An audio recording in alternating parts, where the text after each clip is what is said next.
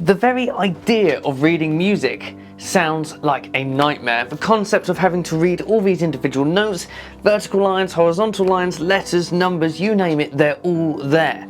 But what if I told you it's actually easier than you might think? And yes, some people might already be saying that they've heard that it's like learning a whole new language, that it's something that takes years of practice and discovery to get right. That's wrong.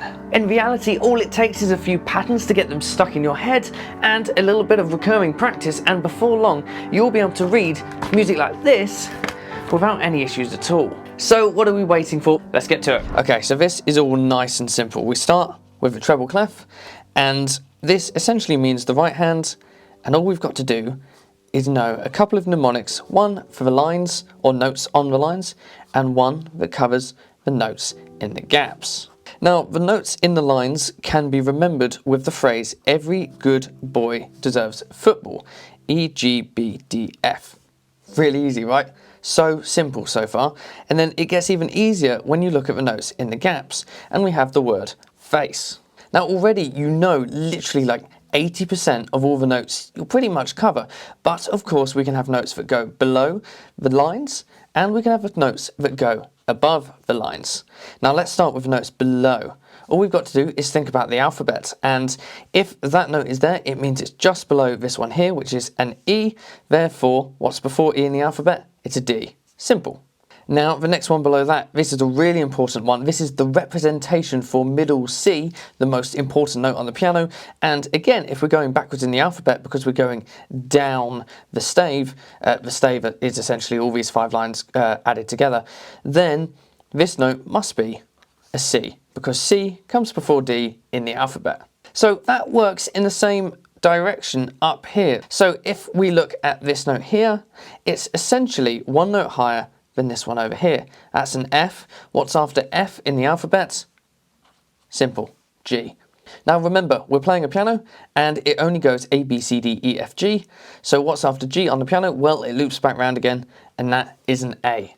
So even though this one has a line going through it and this one has a line going through it, it doesn't mean that they're the same note. Of course, because this is above the stave, it's read in a slightly different way, and because this is below the stave, we're going to read this in a different way. Now, it does go slightly further than that, and I can give a tiny example. Above an A, we're going to draw a phantom line there to sort of represent what's going on. We have a note there, so imagine this line carries on across, if I can do a few dots there. And now that note, that circle, is resting above where this one is, in which case this is a B. Okay, and then it continues with more notes and lines, and we end up with a C. This is to the point where you won't see many of these notes, and the majority of them will come from these mnemonics here. Now finally, we have a couple of low ones, so let's imagine this line going through the C comes all the way across. We're just imagining it, you wouldn't normally see this, and you'd have a line and a note below it. What's before C in the alphabet? Well, of course it's B, and let's do the same thing like this note here. Let's go one lower. We have a line, and a note in there, so of course that line continues across, and the B would have been in that little bit there. This must be an A, because it's before B in the alphabet. So does that all make sense? Essentially, we've got every good boy deserves Frosties, or sorry, football, or fudge, anything to help you remember it. That gets you the notes in the lines. Then, if we go to the gaps, we just use the word face.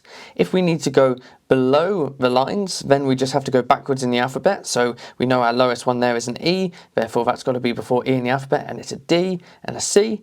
And above, we go in the opposite direction. Of course, we go forwards in the alphabet. So highest note we know is an F, on top of that is a G, on top of that is an A, and that continues on for a B and a C, and a B and an A below. With these rules alone, you will be able to cover all the notes that you'll need to learn the majority of music in the right hand. Simple as that. You just got to memorize the patterns.